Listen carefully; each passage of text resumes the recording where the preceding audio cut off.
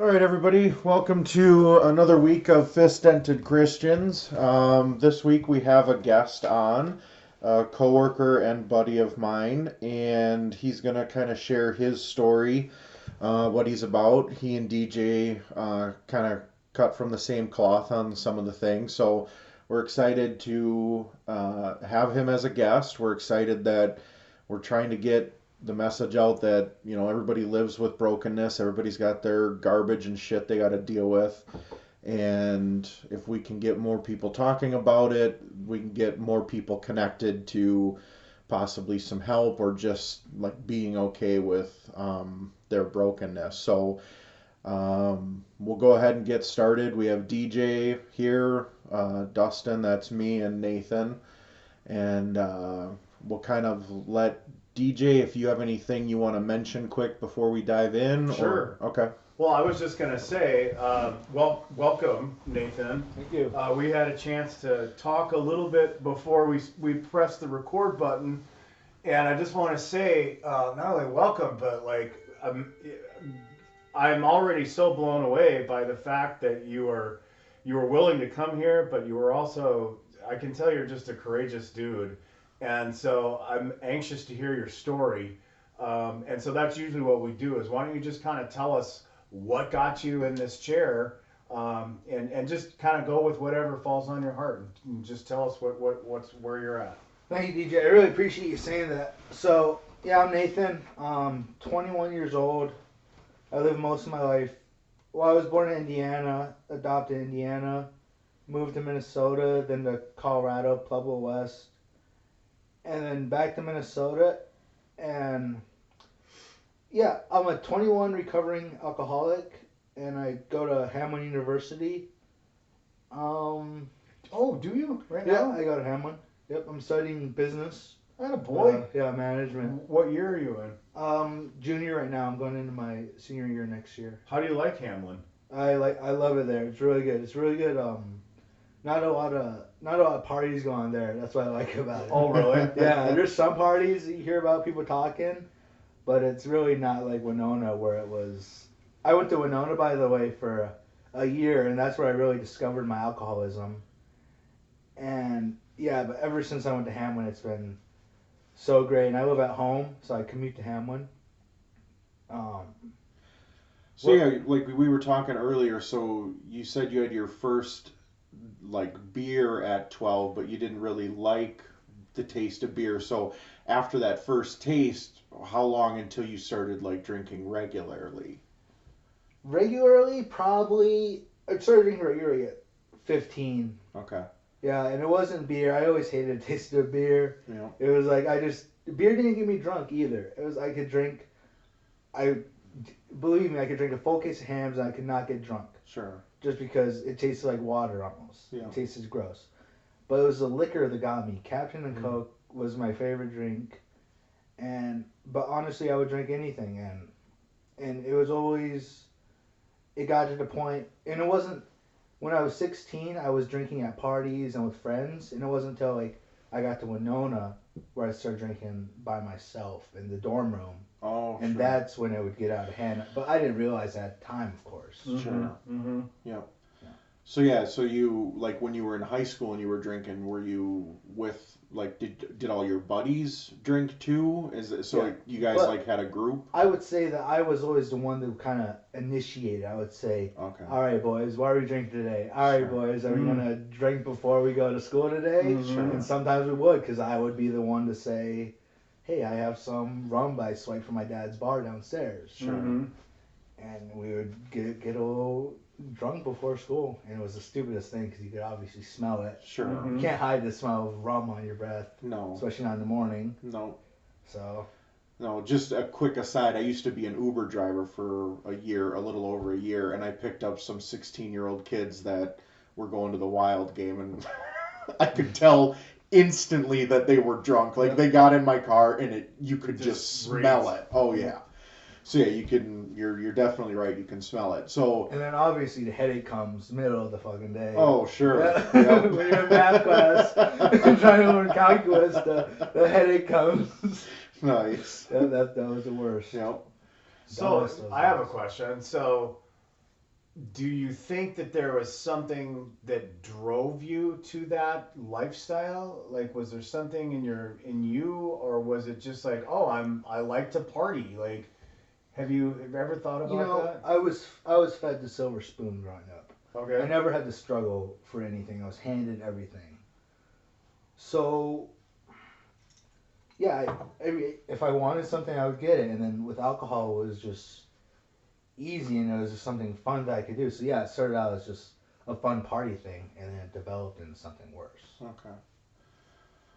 Yeah, so how long do you think, like, you mentioned when you were at Winona and you'd drink alone in your dorm, like, that was kind of an awakening, but do you think in high school you had developed a problem by high school and you just didn't recognize it?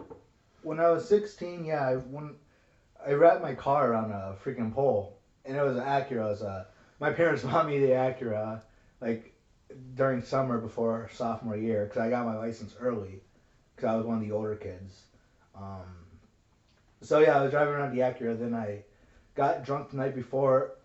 Swiped some more alcohol from my dad's liquor cabinet, some Canadian Club whiskey, because I couldn't buy my own alcohol. Didn't have a fake ID at the time, and had two handles of that. Sold one to my buddy, and I drank the other one, and didn't remember anything. I woke up in the hospital. I had little glimpses. The worst glimpse was them putting the freaking catheter in my. Oh, really? Yeah, because they were trying to make me pee, and I was like, well, I couldn't lean over to pee because I had a dislocated hip, Oh my and god. I had a broken ankle, so they had to put the catheter in. Sure. And I remember that pain. Oh. That's something that alcohol didn't take away. And then I woke up the next day and I just felt like shit. But still, I didn't have any realization that I needed help or anything. I was like, I said, let's get back to drinking. I even drank. I think it happened it happened in September, and I went back to drinking the next month, and I was still on crutches. Yeah. And even in October, there was a Halloween party that I went to in crutches, and I had a bottle of vodka that I got from a friend, and I drank that, and I went home pissed drunk, Sure. and I almost fell down the stairs, and Yeah. it was bad. My mom was trying to carry me, and still no realization that I needed help. Sure. I don't know how stupid I was. Yeah. If I, it was the alcoholism. That's Yeah. what it was, you know. So what was it that brought you to like I need to change my ways? Did something happen, or like did you just see the light? I just like woke up one day and I just didn't like who I was looking at. It was off like a bender, and my mom was mad at me all the time. My dad was mad at me all the time. My brother wasn't really talking to me because I was drinking too much, and he was still drinking at the time, but I was drinking way too much for him. And I felt I was at Winona. My friends were kind of like, this guy is kind of going off the rails. And I was kind of feeling alone. And I told my parents, I was like, all right, maybe you guys should come get me. And they came and got me, and they put me in. They got me in one of those recovery exams. Mm-hmm. Yeah, you know, Mm-hmm. Like an assessment. chemical. Yeah, the Chemical assessment. Yeah, chemical dependency assessment. Hold Keep going. on. So. Is So- this still so- recording? Yeah, so that's really good that you were able to recognize like you called your parents, reached out to them, and said, "Hey, come get me." And this was after me getting like almost arrested twice. I had two tickets. I had an underage, and I had another underage and a fleeing. We're so I had like. a fleeing charge because the cop. Do you want my Wi-Fi? No. Is this still recording? Yeah, Yeah. it's still recording. I had a cop stop me Just when I was walking out of a party. I had a freaking Four Loko. A what? A Four Loko. What's that? It's like they don't put caffeine in them anymore. Yeah. They used to put caffeine in like alcohol, and it was like a Arizona can type Yeah. thing. Yeah. Because you know, an alcohol is a depressant, so they load it up with caffeine so that you could keep drinking and not And that's like fall what the asleep. name of it was. Yeah. Four Loko. Oh my god. And I had one. He Like was Red Bull and vodka. Yeah. I had one, and he was like, "How old are you?" I said, 21, and I was 19 at the time. Yeah. Or was it 18 or 19 at the time? I forget. And he's like, "What's your ID?" I was like, "Okay." I went to take out my ID. I just booked it. Oh and then my another gosh. officer from the side tackles me from the side. Really? Onto the grass. Yeah. I'm like, "All right, you guys got me. You guys got me." He's like, "No, shut up." They put me in a van. I was like, and then they opened up. They're like, "We're not going to take you to jail. We're just going to give you a fleeing charge." And Which is underage." what? Just a misdemeanor or like? Yeah, I think it's a Okay. misdemeanor. But I had to get a lawyer for that. So What? I had to get a lawyer for that. So I could, because I didn't want to go to court. Sure. So I called mommy and daddy. Yep. Got them to get me a lawyer. Yeah, and I got off that one pretty easily, surprisingly. I should have. I deserved it. Yeah. So now, like, you've mentioned your parents a few times. What was your relationship like with them at the time? Were they pretty hard on you, and then you like resented them for it, or were they more like, or maybe you hid it? I mean, obviously you can't hide the car crash, but did you pass it off as, oh, I just had, I've only drank once or twice, and I happened to get into an accident, or do you think they knew how much you were drinking? That's hard to say because they let me go to Winona, and if I were them, I wouldn't have let me go to Winona. But maybe they thought that this was just what people my age did, Sure. and they didn't realize how much I was in. Because I think I was hiding it. Sure. I was hiding the drinking in the morning, Sure. the drinking sometimes on a Wednesday, and then on weekends I would say, oh yeah, I kind of had a couple beers. Sure. Mhm. Yeah. So then, yeah, they let me go to Winona because they're like, oh yeah, this is what everyone his age does. Right.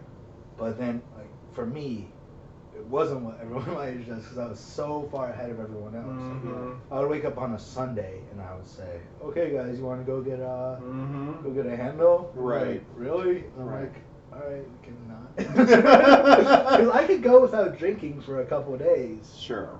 But then that's when the cravings would start to set in and then I would need a drink. Yeah. So you were adopted? Yeah, I was. And I didn't find Did that you out know that until- you were adopted? No, I didn't find that out until recently, actually. So how long ago? Probably a year ago, I would say. Really? Yeah. So tell me about that. Like, did you know? Like, did you feel like Ever since I think I was 13, yeah, because we went to Florida, and for some reason I need a passport to go to Florida. I don't know why. But I got the passport, and it said place of birth, Indiana, and that's when I first, like, a bell went off in my head, and I asked my mom, I was like, why was I born in Indiana? And she, like, brushed me off, and she's like, because your dad was there, your dad and I were there at the time. I was like, okay. But she kind of brushed me off. I was 13 at the time.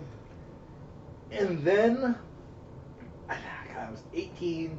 No, I was 21. I was 20.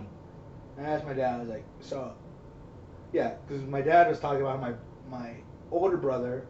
So I have two older brothers and an older sister. My other brother, Mario, he is 27. He's adopted. My other brother, Tony, he's 49. He's adopted from my dad's previous marriage. He's my dad's wife's kid, he adopted him. And then my sister, which is my dad and his previous marriage. Did they all know they were adopted at some point? Yeah, they did. My brother found out because he's technically my cousin, my 28-year-old brother. He's my cousin, so when he was like 16, he was getting into like gangs and he was getting into like weird stuff, and his biological family came out and told him he was adopted. Did they know that you were adopted before you knew you were adopted? Who? Your brothers. Oh, yeah. And nobody said anything? Nobody said anything. And then I found out when I was in Nebraska hunting with my dad and my uncle, and my dad was talking about the time he adopted Tony, and he never told me about how he adopted Tony. But I had found out about how he had adopted Mario because of the whole family thing that happened. Now, I didn't know about Tony until a couple years ago, that he was not related to me. Holy crap. And I found out he was like, it doesn't matter. I was like, I know it doesn't matter, but why didn't you tell me? What did he say? He's like, we just didn't know how you would handle it. We thought you would we thought you would kind of go off the rails. Do you know what? We have even more in common than you realize, because I wasn't told about I wasn't adopted, but my mom died when I was 2. Yeah. And my dad never, I had 2 brothers that died in a fire along with my mom. Jeez. And I was the only one that was saved. Yeah. And my dad never told me until I was your age. Yeah. And same thing, why didn't you tell me? He's like, oh, I didn't know how you'd handle it, right? Holy crap, dude. So how did you take that? Yeah, honestly, I think maybe I just haven't came to a realization. Like maybe it'll come in like 20 years or something. Yeah. But I just like don't care. It's Okay. Like, I don't want to know who my biological mom was. So you really? Because my dad says that she was just a teen, like it was like a teenager. So your dad is not your dad and your mom is not your mom? Yep. Okay. Yep. So you're like fully I'm adopted. fully adopted. Okay. My birth Sorry. parents are somewhere in Indiana. Yeah. Yep. And So your mom was a teenager? yep, she was like probably 17. Okay. And it was like on spring break. She got knocked up by some drunk. So, and it was adopted through like a closed adoption through the church. So like, I don't know. I could do those 23andMe things. Yeah. I want to do one, but I probably won't until like a long time. Sure. Did you growing up, like, did you sense anything, like, or no? Like, was it complete out of the blue? Like, When I was looking growing back up, now? when I was looking back now, like when I was growing up, I guess I was oblivious to it. And looking back now, there's like little glimpses of like, I guess me and these people, like, they're my parents. Or don't get me wrong, they're my parents. I love them to death, but these people are like aren't the same as me. And like, how? Give me an example. Like, Just some conversations with my dad, like we would be thinking differently. Like he would kind of look at me like, "Why are you thinking like that?" Or like, Sure. and he'll be like explaining to me, and I'm like, "Okay, I guess I didn't think about that." And it's like, I guess if you're like wired with your biological child, you kind of like, I don't know if you think the same or not. Yeah. You know, or but- even mannerisms. Yeah, Right. It's like you, and like I picked up a lot of stuff that my dad does. You know, like Right. just watching him. Right. But still, it's like there's just something different. You know? Yeah. And my mom's like, it's funny. My mom's white, completely white, and And I'm your like, dad? my dad's like Mexican, but he like looks white. I don't know. He's Mexican though. Is he? Yeah, he's Mexican. So like that's like why I believed it. I guess. And your brothers too? Yeah, like my brother Latino? my Mario is Mexican and Tony is Indian and white, I think. And Nikki is my sister is Indian and Mexican. So you never would know just looking at your brothers and sisters. Yeah, exactly. Yeah. Whoa! I know, Dude, that's pretty intense. Yeah, but none of that stuff was ever like a leading cause for me. Right, thinking, right. you know? It doesn't sound like it. Yeah, it's just like something that was just like happened. And I wish they had told me about it earlier. you So, know? so you were in Nebraska hunting? Yeah, because my dad, he's actually at a gig down in Nebraska, a power plant gig, Okay. and he's getting paid like a lot of money. And he has like a guy that works for him who has a lot of land down there, and he has like a surplus of doe. So we went down there for the antlerless season. We could just kill like 2 or 3 doe, and then you can get for the meat. Because it's really good meat in Nebraska, because they're all corn fed. Yeah. So it's really good meat. It's really like, lean and it's really good. I love venison. Wow. And so, was that like his time that he chose to tell you, or was it accidental, or like? He told me about Tony in Nebraska. Okay. And that was accidental because we were at dinner and he actually told me. And actually, yeah, my uncle told me. Because I was driving back home with my uncle, and my uncle said, "So you didn't know about Tony being adopted?" And I said, "No." But my uncle didn't tell me I was adopted. Sure. So when did you find out that you were adopted? Like a year ago. I know, but like, I'm sorry, how? Like, My dad just like, oh yeah, I asked my dad. I was like, "So am I adopted?" And it was like me and him. My mom was out getting groceries. My dad was home for the weekend. And I just asked him, and he told me. wow. I know. You know, it just makes me think, the whole premise of why we do this fellowship is because everything in life is so splintered, right? Yeah. And it is what it is. Mm-hmm. And Nathan, I'm not saying that, oh, I'm an alcoholic because you're adopted, because it doesn't, Yeah. it doesn't, but I mean, how can you not be affected by that? I mean, Right. I mean, not in a bad way, but and then it speaks to the good side too. It's like your parents cared so much and love you so much that they raised you Yeah. as their own, Yeah. which is pretty awesome, I think right? when I found out I was out, it gave me a deeper appreciation for my parents.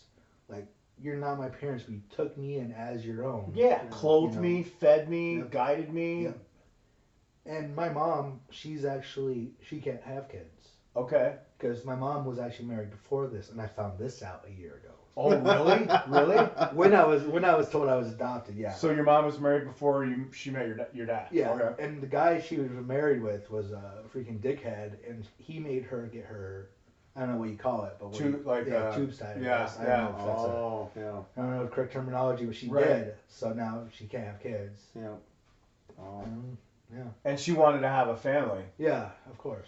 Yeah, so I mentioned earlier Nathan and I are friends and coworkers, and so his mom actually works with us, Yep. and Glenda is a very nice person. Like, she's super nice. Definitely, I could see where she would want kids because She has her moments though. Well, everybody does, yeah. She does not like our other coworker, Glenn. No, but I can understand why. Yep. That's That's another story. Yeah. But yeah, so I can certainly see where your mom would want to have kids because she is geared that way. Mm-hmm. Yeah. Huh. That is so cool. I just, you never know until you start talking to somebody Mhm. how Right. You never know their story. yeah, how complex their life is. Yeah. And I'm sitting here listening to you and I'm like, oh my God. Like I totally get it. I totally get it. And for you to be the age that you're at to have and I just met you just like an hour ago, but like you seem like you have yeah, I'm just gonna roll with the punches, you know? And I'm telling you, for me, when I was your age and I found out about all of my stuff, I used that. I have a tremendous amount of respect for you because I used that news to just victimize myself and just go for it. Like, oh, my dad didn't tell me, and like my mom is dead, and my brothers are dead, and I'll never get to see them, and so I'm gonna drink and party. And I just basically felt sorry for myself for a decade. And so, dude, that is amazing. So how do you, now that you're in a pretty good stretch of sobriety, that's amazing too. How is it living life at your age, going to college? And I know Hamlin isn't a big drinking school, but like, how is that? Did you get peer pressured, or like, what's that like? Like, do you have friends that don't drink, or what's? It's honestly, it's kind of hard to make friends because there's still people that drink and they have like not parties. Because at Winona they're big parties, and here I would say they're couch parties. Isn't Winona like known for like their part? Like it's a party school, right? Yep. Yeah. Okay. So recently I was in a marketing team, and 3 of them all drank, and it was on. We always met on Fridays. There was always the one guy, and he would always be like, I can't wait till I can get over here. We could go drinking. It was be like, and one time they would be like, Nathan, do you want to come out to party with me? And I immediately shut down and was like, no, I actually don't drink, guys. I didn't tell them I was in recovery, because I didn't want to like, I don't know. I just feel like you tell someone you're in recovery that's your same age and in college, and they just treat you differently. Sure. Do they? You think so? I mean, that's what I think. I've told one person I'm in recovery, and that's one of my friends at Hamlin, and he's really cool about it. He doesn't drink, and yeah. But otherwise, it's like, I don't know if they treat me different. It's like if they just act different around me. Mm-hmm.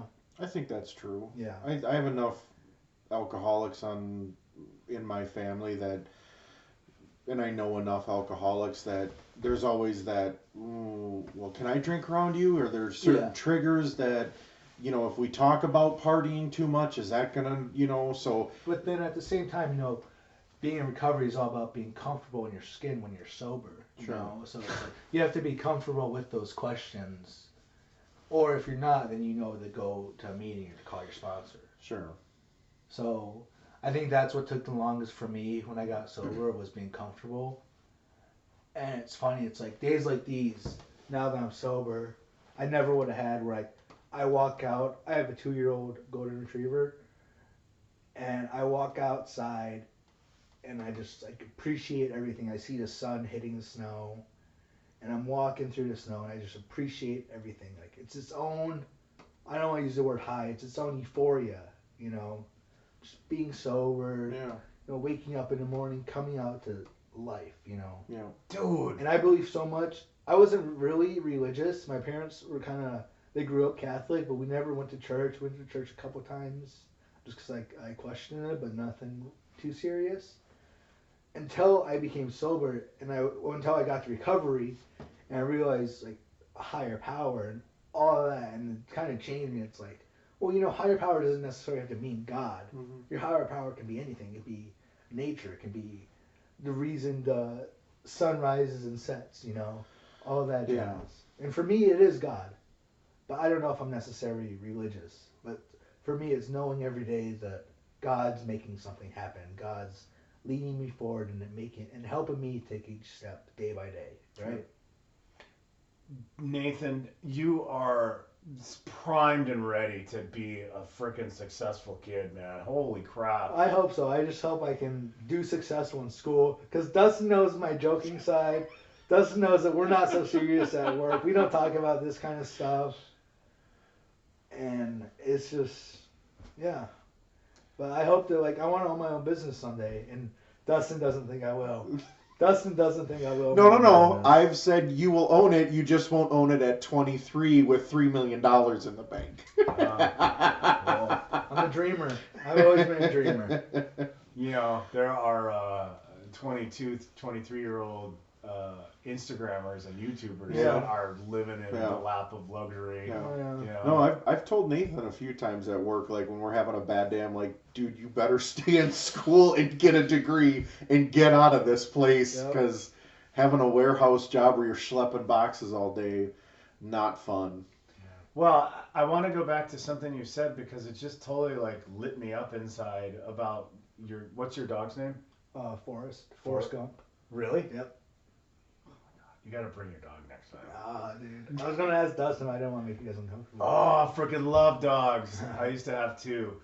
No, but you said you going outside with Forrest and just seeing the snow and just, somebody described that to me once as simple-hearted contentment. Just yeah.